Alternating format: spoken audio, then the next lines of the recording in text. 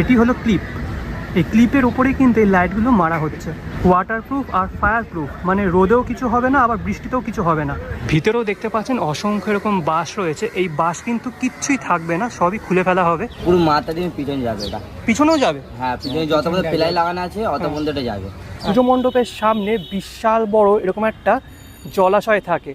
উপরে এই যে স্ট্রাকচারটা দেখছেন, এটি কিন্তু তৈরি করা হচ্ছে মণ্ডপের বাইরে। এগুলো কিন্তু ফাইবারের তৈরি। আর ফাইবার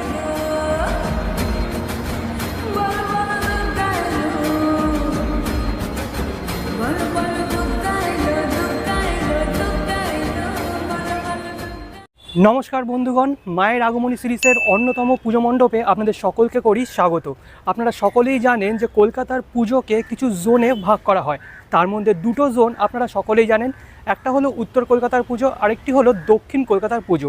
কিন্তু এই দুটো জোন ছাড়াও আরও কিছু জোন আছে, যেমন দমদম জোন। দমদম পার্কে কিন্তু প্রচুর পুজো হয়ে থাকে। তাছাড়া আরেকটি জোন হলো সেন্ট্রাল কলকাতা বা মধ্য কলকাতার পুজো। মধ্য কলকাতা বা সেন্ট্রাল কলকাতার পুজো যখন আমাদের মাথায় আসে, তখনই দুটো পুজোর কথা সবার আগে আমাদের মাথায় আসে। এক হলো কলেজ স্কোয়ার, আরেকটি হলো সন্তোষ মিত্র স্কোয়ার। তো আজকের এই ভিডিওটা দুই স্কোয়ারের পুজো নিয়ে। তো পুজোর মণ্ডপটা কতদূর এগোলো, উদ্বোধন কবে, সব কিছুই জানার চেষ্টা করবো আর আপনাদেরকেও জানিয়ে দেবো। তো চলুন সময় নষ্ট না করে শুরু করা যাক। কিন্তু শুরু করার আগে যারা আমাকে চেনেন না, আমি হলাম আপনাদের নীল, আর আপনারা দেখছেন আমার চ্যানেল উশবাকেটের অন্যতম সিরিজ মায়ের আগমনী 2024।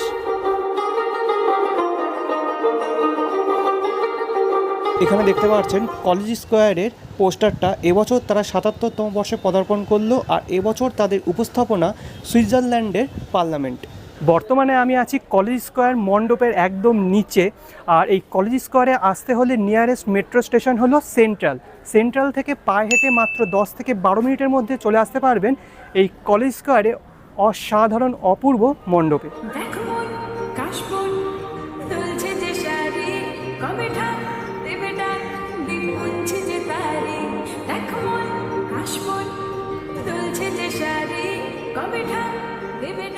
এই হলো মেন পুজো মণ্ডপ। তার সামনে এরকম একটা প্যাসেজ আছে চারিপাশে, যেখানে মানুষজন হাঁটাহাঁটি করে। আর এই যে জায়গাটা দেখছেন, পুরো জায়গাটা কিন্তু পুজোর সময় পুরো লাইট দিয়ে সাজিয়ে ফেলা হয়। ঠিক আছে, দুর্ধর্ষ লাগে। শুধু তাই নয়, এই যে সামনের জলাশয়টা দেখছেন, এই জলাশয়টাও কিন্তু লাইট দিয়ে মুড়ে ফেলা হয়। দুর্ধর্ষ লাগে দেখতে। ওটা প্যাসেজ দেখছেন, তার পাশে কিন্তু এরকম চেয়ার রয়েছে, যেখানে অনেক লোকজন এসে বসে বিকেলবেলায়। এখন কলেজ স্কোয়ারের পুজোর একটা বড় বিশেষত্ব হলো যে পুজো মণ্ডপের সামনে বিশাল বড় এরকম একটা জলাশয় থাকে। এটা একটা সুইমিং পুল, এখানে বাচ্চাদের সাঁতার শেখানো হয়। আর প্রতি বছর কলেজ স্কোয়ার এরকম বড় সড়ো একটা স্থাপত্য তৈরি করে। আগের বছর এরা তৈরি করেছিল মহীশূরের প্যালেস, ঠিক আছে। আর এবছর তৈরি করছে সুইজারল্যান্ডের পার্লামেন্ট। আর দেখতে পাচ্ছেন দুপাশে কিন্তু প্যান্ডেলের কাজ শুরু হয়ে গেছে। মাঝখানে বাস স্ট্রাকচারটা দেখা যাচ্ছে, আর উপরে বসবে বিশাল বড় একটা গম্বুজ। সুইজারল্যান্ডের পার্লামেন্ট সম্পর্কে কিছু তথ্য আপনাদের দিয়ে দিই। অরিজিনাল সুইজারল্যান্ডের পার্লামেন্ট তৈরি শুরু হয়েছিল 1896 সালে, আর শেষ হয়েছিল 1902 সালে। তাহলে বুঝতেই পারছেন অরিজিনাল যে সুইজারল্যান্ডের পার্লামেন্ট সেটা কতটা প্রাচীন। আর প্রত্যেকটা দেশের পার্লামেন্টের নিজস্ব একটা নাম আছে। আমাদের ইন্ডিয়ার পার্লামেন্টের যেমন নাম আছে সংসদ ভবন, আমেরিকা যুক্তরাষ্ট্রের পার্লামেন্টের নাম হলো কংগ্রেস, তেমনি জাপানের পার্লামেন্টের নাম হলো ডায়েট, তেমনি সুইজারল্যান্ডের পার্লামেন্টের নাম হলো ফেডারেল অ্যাসেম্বলি।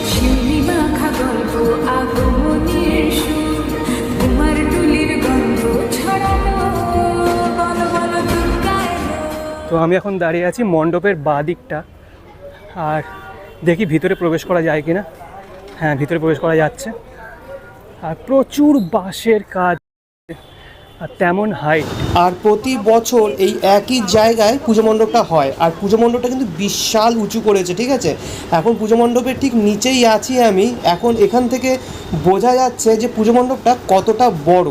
দেখতে পাচ্ছেন ভিতরটা কিন্তু জাস্ট অসাধারণ করেছে। প্রতি বছর কলেজ স্কোয়ারে কিন্তু আরেকটা বিশেষত্ব হলো মাঝখানে বিশাল বড় একটা ঝাড়বাতি থাকে, ঠিক আছে। আর শুধু তাই নয়, সুইজারল্যান্ডের পার্লামেন্টের ভিতরে যেমন স্থাপত্যশৈলী, তেমনটাই কিন্তু তৈরি করা হচ্ছে কলেজ স্কোয়ারের ভিতরেও। আর প্রতিমা থাকে এই সামনের জায়গাটাতে। আর উপরে দেখতে পাচ্ছেন দাদারা প্লায়ের ওপর থার্মোকলের কাজ করছেন। যদি আমি একটু জুম করি, এ দেখতে পাচ্ছেন এই যে কাঠের গায়ে খুব সুন্দর এরকম কাজ করা রয়েছে, কিছু একটা নকশা রয়েছে এই খোপের মধ্যে, মানে বক্সের মধ্যে। তৈরি হয়ে যাওয়ার পর কিন্তু দারুণ লাগবে। আর এই যে রিংটা দেখছেন যার মধ্যে ঝাড়বাতি থাকবে, সেই রিংয়ের মধ্যেও কিন্তু এরকম নকশা করা রয়েছে। দারুণ দারুণ।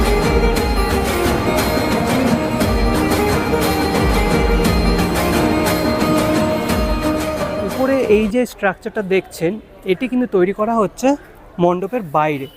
এগুলো কিন্তু ফাইবারের তৈরি, আর ফাইবারের উপর রং করে মণ্ডপের ভিতরে সেট করা হচ্ছে। কলকাতার যত সেরা সেরা পুজো হয়ে থাকে তাদের মধ্যে অন্যতম হলো কলেজ স্কোয়ারের পুজো। প্রতি বছর এরা দর্শকদের জন্য একটা বড় চমক রাখে, শুধু প্রতিমা নয়, আলোকসজ্জা এবং মণ্ডপ সজ্জাতেও রাখে বড় একটা চমক।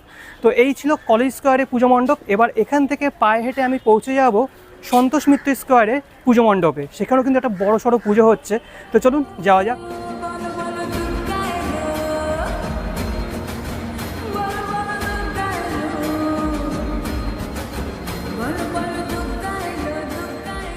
সেন্ট্রাল কলকাতা বা মধ্য কলকাতার এই এলাকায় প্রচুর পুজো হয়ে থাকে, যেমন শ্রদ্ধানন্দ পার্ক, তারপরে Mohammad Ali park, Sealdah athletic club, আরও অনেক।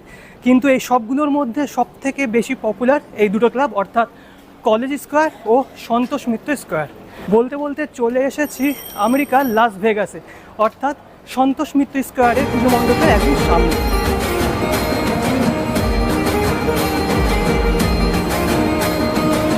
আচ্ছা, তো আমি এখন দাঁড়িয়ে আছি সন্তোষ মিত্র স্কোয়ারের পুজো মণ্ডপের যে মাঠ সেখানে।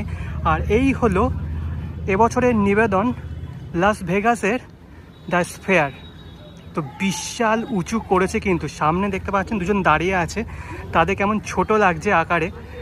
আর প্রায় 3 তলা কি 4 তলা সমান তো উঁচু হবেই। আর এই যে গোল মতন অংশটা দেখছেন এটি কিন্তু পুরোটাই প্লাই দিয়ে তৈরি, প্লাইয়ের উপরে রং করা হয়েছে। আর সামনে দেখতে পাচ্ছেন এই যে এত বড় গ্রাউন্ড, সামনে এই জায়গাটায় স্টেজ হয়। আগের বছরও হয়েছিল, আগের বছররা তৈরি করেছিল সকলেই জানেন শ্রী রাম মন্দির, মানে রাম মন্দির নির্মাণের আগেই কিন্তু রাম মন্দির তৈরি করে দিয়েছিল সন্তোষ মিত্র স্কোয়ার। আর এদিকে দেখতে পাচ্ছি অনেক ইট এনে রাখা হয়েছে, এইগুলো দিয়ে হয়তো খুব সম্ভবত রাস্তা তৈরি করা হবে।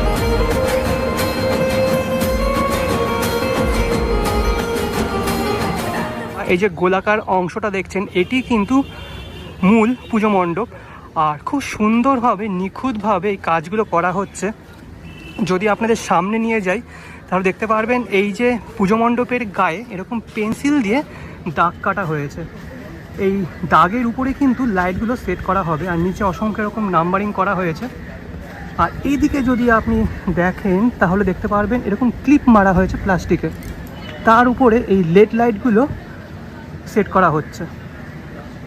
এই যে এই দেখতে পাচ্ছেন এটি হলো ক্লিপ, এই ক্লিপের উপরেই কিন্তু এই লাইটগুলো মারা হচ্ছে। আর এই লাইটগুলো যেটা শুনলাম যে ওয়াটারপ্রুফ আর ফায়ার প্রুফ, মানে রোদেও কিছু হবে না আবার বৃষ্টিতেও কিছু হবে না, মানে লাইট অ্যান্ড সাউন্ডের একটা ব্যবস্থা থাকবে। আর এই পোর্শনটা দেখতে পাচ্ছেন পুরোটাই কিন্তু কমপ্লিট হয়ে গেছে। লেড লাইটগুলো তার উপরে কিন্তু একটা প্লাস্টিক মতন দেওয়া আছে। এই সবগুলো যখন একসাথে জ্বলবে দারুণ লাগবে, একটা শো দেখানো হবে, একটা না অনেকগুলোই শো হবে। আর এরকম যে স্ট্রাকচারটা দেখছেন লাইটের, এটি কিন্তু পুরো এই বৃত্তাকার জুড়ে থাকবে। জিগে পুরো টাক ফাটা রোদ্দুর, ঠিক আছে, টুপি পরেছি, ছাতা নিয়েছি, তাও কিন্তু গরমটা কমছে না, আর বেশিক্ষণ রোদে থাকাও যাচ্ছে না। তো যাই হোক, দূর থেকে একবার আপনাদের দেখিয়ে দিচ্ছি, দেখুন পুরো পুজো মণ্ডপটা। এর চারিপাশে দেখতে পাচ্ছেন বাঁশের এরকম স্ট্রাকচার করা হয়েছে। যখন পুরোপুরি কমপ্লিট হয়ে যাবে তখন কিন্তু এই বাসের স্ট্রাকচারগুলো থাকবে না, ঠিক আছে, তখন কিন্তু দুর্ধর্ষ লাগবে। সামনে যে ছোট ছোট এই যে লাইটের সিস্টেমটা দেখালাম আপনাদের, সেই লাইটের উপরেই কিন্তু একটা লাইটিং শো হবে, বিভিন্ন ধরনের খেলা বা দৃশ্য দেখানো হবে, যেমনটা আমরা মানে টিভিতে, মানে সত্যিকার তো আমি নিজেও দেখিনি। এতদিনে হয়তো আপনারা সোশ্যাল সাইটে দেখেছেন একটা চোখ উঠে আসছে বা বিভিন্ন একটা কার্টুন দেখানো হচ্ছে, নানান রকমের জিনিস দেখানো হয়, সেরকমই কিন্তু এখানে দেখানো হবে। আর অনেকে বলছিলেন যে এই গোলাকার বৃত্তের উপরে লেড স্ক্রিন, এলইডি স্ক্রিন বসবে, সেটি কিন্তু নয়, এই লাইটই বসবে, ঠিক আছে, এই লাইট বসবে, এলইডি স্ক্রিন বসবে না। অরিজিনাল যে স্ফেয়ার আছে লাস ভেগাসে সেটি কিন্তু 2018 সালে তৈরি হয়েছিল, আর সেটি 366 ফুট লম্বা, ঠিক আছে, আর 516 ফুট চওড়া, মানে অরিজিনালটা। এখন দাঁড়িয়ে আছি পুজো মণ্ডপের একদম ভিতরে, আর ভিতরেও দেখতে পাচ্ছেন অসংখ্য এরকম বাঁশ রয়েছে। এই বাঁশ কিন্তু কিচ্ছুই থাকবে না, সবই খুলে ফেলা হবে যখন পুরোপুরি কমপ্লিট হয়ে যাবে। আর এদিকে থাকবে প্রতিমা, যেমন প্রতি বছর থেকে থাকে। প্রতিমা কিন্তু এখনও আনা হয়নি। যে লোহার স্ট্রাকচারগুলো দেখছেন এই যে সামনে রয়েছে, এই যে লোহার স্ট্রাকচারগুলো, এইগুলো কিন্তু থাকবে। এর উপর ডিপেন্ড করেই কিন্তু পুরো পুজো মণ্ডপটা দাঁড়িয়ে রয়েছে। ভিতরে থাকবে 11D শো। আমি এতদিন পর্যন্ত 3D show, 4D show, maximum 5D শোর কথা শুনেছি, কিন্তু ভিতরে সন্তোষ মিত্র স্কোয়ারে এই প্রথমবার 11D শো থাকবে। আর ভিতরে যে মণ্ডপের গায়ে প্রজেক্টরের কাজ দেখানো হবে, মানে প্রজেক্টর দিয়ে মহালয়ার বিভিন্ন দৃশ্য, তারপরে ঝর্ণা, এরকম নানান দৃশ্য, পৌরাণিক কাহিনী সম্পর্কিত সেই দৃশ্যগুলি ফুটিয়ে তোলা হবে।